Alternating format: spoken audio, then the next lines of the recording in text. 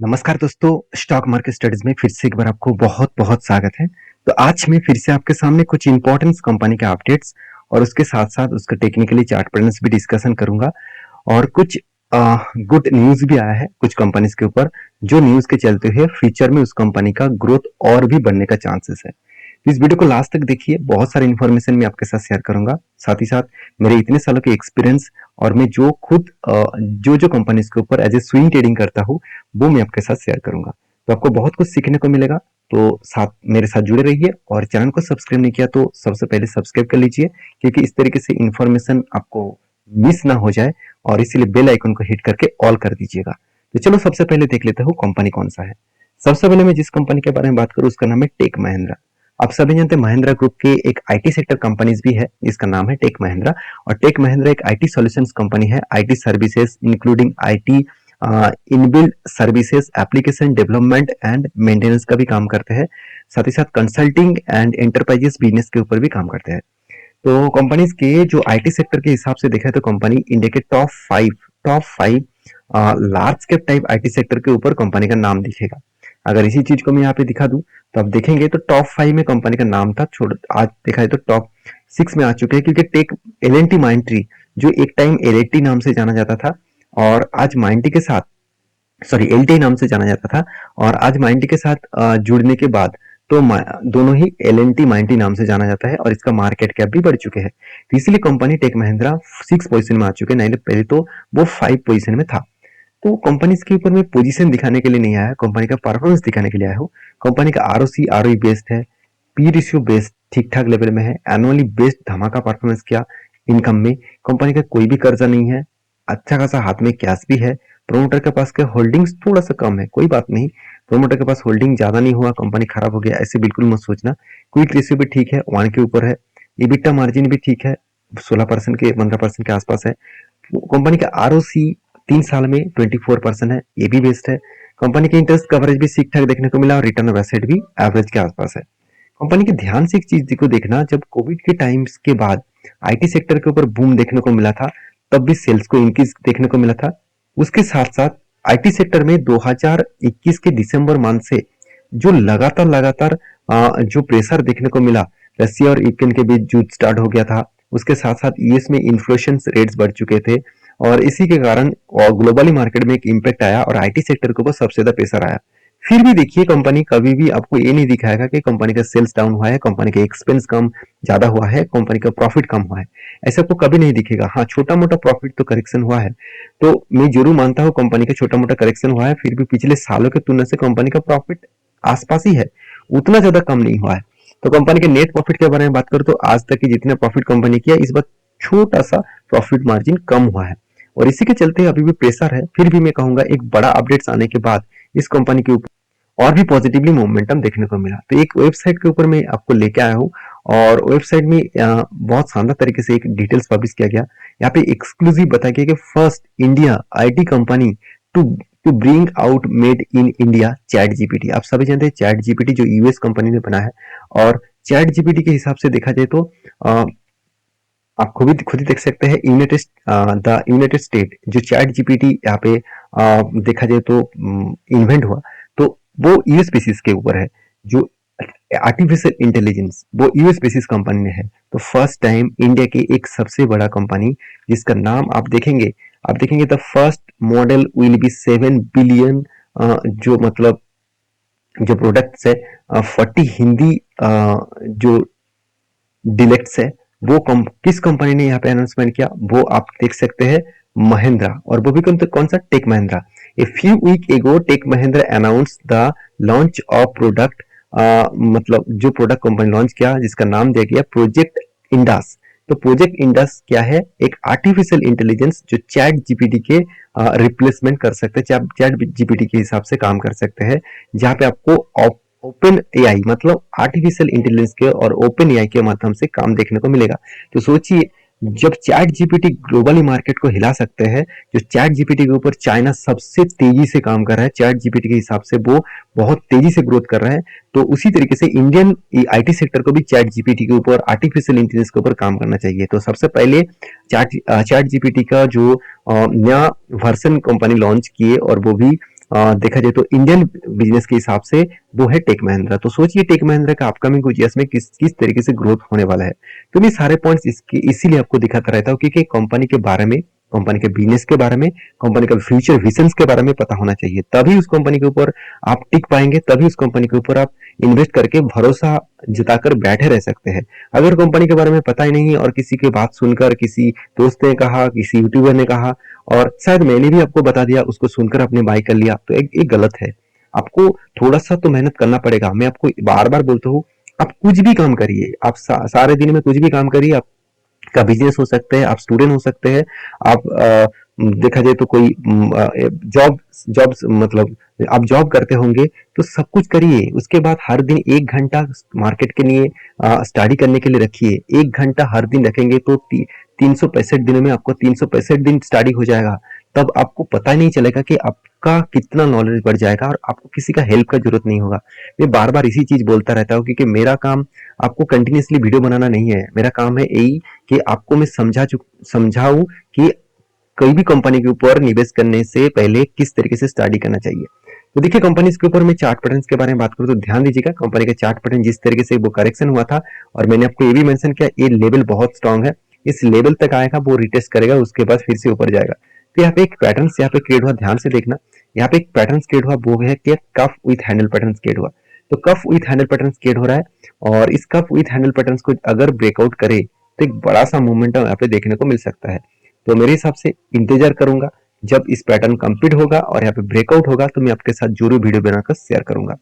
तो नेक्स्ट जो कंपनी है जिसके बारे में बात करूं, उसका नाम है मदारसुमी वायरिंग्स लिमिटेड। तो मदारसन सुमी वायरिंग्स लिमिटेड जो है, वो समर्थना मदारसन सुमी इंटरनेशनल लिमिटेड का ही एक सब्सिडरीज कंपनी है, जिसको डीमर्ज किया गया, अलग किया गया। जो अलग से कंपनी लिस्टिंग हुआ, उसके बाद कंपनी अलग तरीके से खुद को रिप्रेजेंट कर रहा है। तो एक ईवी सेगमेंट में इस कंपनी का बहुत बड़ा भूमिका है। ईवी सेगमेंट में कंपनी बहुत तेजी से काम कर रहे हैं, और बहुत सारे एडवांस प्रोजेक्ट कंपनी को मिला है। और इस एडवांस प्रोजेक्ट का मिला है, जो उसका प्रूफ आपको कहाँ पे मिलेगा, ध्यान से देखना इस चीज को। कंपनी के ऊपर जो ट्रेड रिसीव हुआ, कंपनी के ट्रेड रिसीवेबल में देखेंगे तो पिछले कुछ सालों में 650 करोड़ के आसपास ट्रेड रिसीव हुआ था। इस बार डायरेक्टली 800 करोड़ का ट्रेड रिसीव हुआ, और इतना बड़ा ट्रेड रिसीव होने के चलते हुए कंपनी ने क्या किया, कर्जा भी उठाया। कंपनी 350 करोड़ के आसपास कर्जा भी उठाया। कंपनी का रिजर्व होने के बाद भी कंपनी कर्जा इसीलिए उठाया क्योंकि कंपनी के हाथ में जो नेट प्रॉफिट है वो सिर्फ 450 करोड़ के आसपास है। तो सोचिए, 800 करोड़ का प्रोजेक्ट मिला और कंपनी के पास 450 करोड़ है, तो वो कंपनी कहाँ से काम करेंगे। तो इसीलिए कंपनी को कर्जा लेना पड़ा। और उसके साथ साथ कंपनी के जो लाइबिलिटीज था, जैसे देखेंगे कंपनी का ट्रेड पेबल, तो कंपनी को 900 करोड़ के आसपास पैसा भी पेमेंट भी तो करना होगा ना। तो इस पेमेंट कहाँ से करेंगे, तो इसलिए कर्जा तो लेना पड़ेगा। कंपनी के जो प्रॉफिट हो उस पेमेंट से वो कुछ कर्जे को मिटाएगा, मतलब कंपनी को जिससे वो रॉ मटेरियल्स खरीदारी की है उसको पेमेंट करेगा, और कंपनी जो कर्जा लिया वो नया प्रोजेक्ट के लिए वो पैसा लगाएगा। तो मेरे हिसाब से इस कंपनी के ऊपर फोकस रखना जरूरी है, क्योंकि कंपनी कंटिन्यूसली खुद को अलग लेवल से रिप्रेजेंट भी कर रहा है, कंटिन्यूसली प्रॉफिट भी कर रहा है। आप ये भी कह सकते हैं कि पिछले बार की तुलना से इस बार प्रॉफिट तो कम हुआ। देखिए, हमेशा प्रॉफिट होगा ऐसी कोई गारंटी नहीं है। जैसे यहाँ पे देखिए 46 करोड़ का प्रॉफिट हुआ था, उससे पहले 150 130 करोड़ के आसपास प्रॉफिट हुआ था। क्या उसके बाद प्रॉफिट नहीं बढ़ा? उसके बाद क्या प्रॉफिट का जम नहीं हुआ? बिल्कुल हुआ। तो बिजनेस अगर सही है और आपने सही टाइम में इस कंपनी को पकड़ लिया तो एक अच्छा खासा मोमेंट आपको देखने को मिलेगा हमेशा के लिए। तो कंपनी के ऊपर एज ए इन्वेस्टर के बारे में बात करो, देखिए आपको ये लग रहा होगा कि मई, जून और जुलाई इस तीनों माह में कंटिन्यूसली सेल अप किया गया, और कंटिन्यूसली सेल अप होने के बाद आपको लग रहा होगा कि कंपनी यहाँ पे खतरे में है। बिल्कुल नहीं, कंपनी अपट्रेंड में है, कंटिन्यूसली कंपनी अपट्रेंड में जा रहा है। अगर इसके चार्ट पैटर्न के बारे में बात करूं, यहाँ पे कुछ इस तरीके से चार्ट पैटर्न बना था। यहाँ पे एक शोल्डर कम हेड कम शोल्डर बना था, और मैंने यहाँ पे आपको बताया था कि मैंने यहाँ पे एंट्री लिया और मुझे 15% के आसपास टारगेट मिला। तो एक्चुअली 15% नहीं मिला, क्योंकि एंट्री लेवल तो हायर लेवल में हुआ, क्योंकि यहाँ पे ब्रेकआउट के बाद कंफर्मेशन यहाँ पे हुआ। तो यहाँ से लेकर मैं अगर टारगेट तक देखूं तो ऑलमोस्ट 12% के 12.5% के आसपास टारगेट मिला, वो भी 76 डेज में, ऑलमोस्ट 2.5 मंथ में। तो 2.5 मंथ में 12.5% का रिटर्न कोई कम नहीं है मेरे हिसाब से। तो नेक्स्ट फिर से एक एंट्री लेवल्स यहाँ पे बन रहा है। वो एंट्री लेवल्स किस तरीके से है, यहाँ पे एक कप बना, उसके बाद एक हैंडल बना, और कप विथ हैंडल पैटर्न के बाद यहाँ पे ब्रेकआउट भी हुआ। तो ब्रेकआउट होने के बाद मुझे यहाँ पे कंफर्मेशन चाहिए, इसके ऊपर कोई ग्रीन कैंडल चाहिए, तब मैं एंट्री लूंगा। और यहाँ पे अगर एंट्री बनता है तो एक बड़ा सा मोमेंटम दिखेगा, 28% का टारगेट मिल सकता है। तो मैं उस एंट्री लेवल के लिए इंतजार कर रहा हूँ, ब्रेकआउट के लिए इंतजार कर रहा हूँ। जब ब्रेकआउट कंफर्म हो जाएगा तब इस कंपनी के ऊपर मैं जरूर एंट्री लूंगा। तो आपके क्या राय है इस कंपनी के ऊपर, जरूर मुझे कमेंट्स करके बताना। तो नेक्स्ट जो कंपनी जिसके बारे में बात करूँ उसका नाम है टाटा स्टील।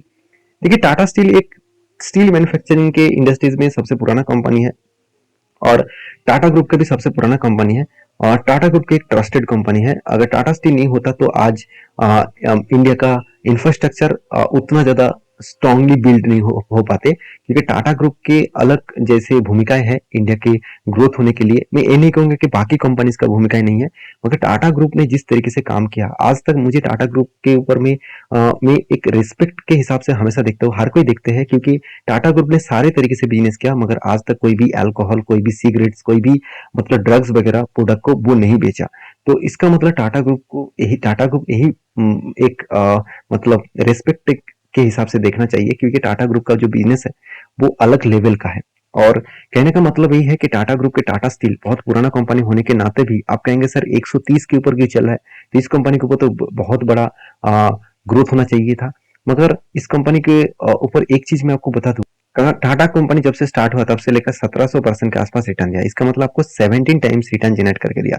और वो भी कब से 10 सालों के मतलब 2000 सालों से मैं डेटा दिखा दूं तो यहाँ पे ज्यादा वोलेटिलिटी क्यों है? आपको लग रहा है कि वोलेटिलिटी ज्यादा क्यों है? क्योंकि वोलेटिलिटी होने के पीछे यही कारण है, कंपनी एक कमोडिटी सेगमेंट के ऊपर काम करते हैं। तो जो जो कंपनी कमोडिटी सेगमेंट के ऊपर काम करते हैं उसको ग्लोबली मार्केट के ऊपर इम्पैक्ट देखने को मिलता है। आज ग्लोबली मार्केट में मान के चले स्टील का प्रोडक्ट का प्राइस बढ़ गया तो वो इंडियन मतलब कि इंडियन स्टील कंपनी के ऊपर भी इफेक्ट पड़ेगा। और कल मान के चले स्टील का प्राइस गिर गया तो इसके ऊपर भी इम्पैक्ट पड़ेगा। तो कहने का मतलब है कि स्टील की डिमांड और सप्लाई जो है वो ग्लोबली मार्केट के ऊपर डिपेंड करते हैं, तो इसीलिए कंपनी के ऊपर ज्यादा से ज्यादा वोलेटिलिटी देखने को मिलता है। तो आप अगर पूछेंगे सर क्या आप टाटा स्टील के ऊपर एज ए इन्वेस्टर नहीं है, हाँ मैं ऑब्वियसली इन्वेस्टमेंट भी करके रखा हूँ और वो भी छोटा मोटा क्वांटिटी, ज्यादा क्वांटिटी में नहीं उठाया, क्योंकि जो कंपनी ग्लोबली मार्केट के ऊपर डिपेंड करके चलते हैं और ग्लोबली मार्केट के ऊपर फ्रिक्शन देखने को मिलता है तो उसमें मैं ज्यादा रिस्क नहीं लेना चाहता। और मैं हाँ इस कंपनी के ऊपर बहुत ज्यादा ट्रेड भी लिया हूँ, वो ट्रेड मैंने आपको मेंशन भी किया कहाँ कहाँ पे ट्रेड बना, फिर से एक ट्रेड यहाँ पे मेंशन करूंगा आपके साथ। तो उससे पहले कंपनी का परफॉर्मेंस देख लीजिए। कंपनी का सिर्फ एक ही परफॉर्मेंस दिखाऊंगा, कंटिन्यूसली कंपनी खुद को सेल्स को इंक्रीज करने के बाद कंपनी अच्छा खासा प्रॉफिट भी जनरेट किया और इस बार कंपनी का प्रॉफिट थोड़ा सा कम हुआ। उसके पीछे कारण ये भी है, कंपनी प्रॉफिट कम होने के कारण कंपनी का जो सेल्स है उससे कई गुना ज्यादा कंपनी के एक्सपेंस हो चुके हैं। तो सेल्स और एक्सपेंस देखा जाए तो सेम टू सेम लेवल में हुआ है, जिसके चलते कंपनी का प्रॉफिट मार्जिन में थोड़ा सा इंपैक्ट आया। अभी इस कंपनी के ऊपर मैं चार्ट पैटर्न आपके साथ डिस्कशन करूं तो ध्यान से इस चीज को देखना। चार्ट पैटर्न कुछ इस तरीके से बना है, तो यहाँ पे एक कप बना, उसके बाद एक शोल्डर बना, सॉरी एक कप के बाद हैंडल बना, उसके बाद फिर से यहाँ पे हैंडल बना। तो उससे पहले ये हैंडल जब क्रिएट किया उसके बाद देखिए यहाँ पे जो ब्रेकआउट हुआ था, इस कैंडल ने ब्रेकआउट दिया। मैं आपको मार्किंग कर देता हूँ, यहाँ पे ब्रेकआउट हुआ और इस कैंडल ने कंफर्मेशन कर दिया और इसके ऊपर मैंने एंटी भी ले चुका हूँ और मेरा टारगेट जो रहेगा वो ऑलमोस्ट 161 के आसपास मेरा टारगेट रहेगा। तो ये टारगेट अगर होगा तो ऑलमोस्ट 41% के आसपास टारगेट मिल सकता है। बाकी आप समझदारी से काम लीजिए, सोच समझ कर काम लीजिए। तो नेक्स्ट जो कंपनी जिसके बारे में डिस्कशन करूं उसका नाम आप देखेंगे तो उसका नाम है जेबी केमिकल्स फार्मास्यूटिकल्स लिमिटेड। जेबी केमिकल्स फार्मास्यूटिकल लिमिटेड के जो चार्ट पैटर्न है वो अगर आप कोविड के लेवल के बाद देखेंगे और कोविड के लेवल के टाइम से देखेंगे तो कंपनी तो हद से भी ज्यादा आपको धमाका दे दिया। कोविड के टाइम में इसका प्राइस था ऑलमोस्ट 300 के आसपास और आज कितना 2800 के आसपास। तो ऑलमोस्ट कंपनी जो आपको रिटर्न दिया, कंपनी ऑलमोस्ट जो आपको रिटर्न दिया आप देख सकते हैं, कंपनी आपको 800% का रिटर्न दे दिया। इसका मतलब 8 गुना आपका फंड कर दिया है। तो क्या इस कंपनी के ऊपर निवेश करना चाहिए, वो तो आपके हाथ में है। मैं सिर्फ यही कहूंगा, कंपनी ने एक बहुत बड़ा अनाउंसमेंट किया, वो है कंपनी का स्प्लिट देने का। कंपनी 18 तारीख को स्प्लिट देने वाला है। इसका एक के बदले एक शेयर यहाँ पे देखने को मिलेगा, मतलब एक के बदले एक शेयर आपको मिलेगा, क्योंकि दो का फेस वैल्यू था 1 रुपये बनने वाला है। हर एक शेयर के बदले एक शेयर आपको बोनस के हिसाब, सॉरी स्प्लिट के हिसाब से मिलेगा। तो ये था कुछ कंपनीज का अपडेट। वीडियो अच्छा लगे तो प्लीज लाइक करना, दोस्तों के साथ शेयर भी करना और चैनल को सब्सक्राइब भी करना। मिलते नेक्स्ट वीडियो में, तब तक के लिए अच्छे से रहिए, अपने ख्याल रखिए, धन्यवाद।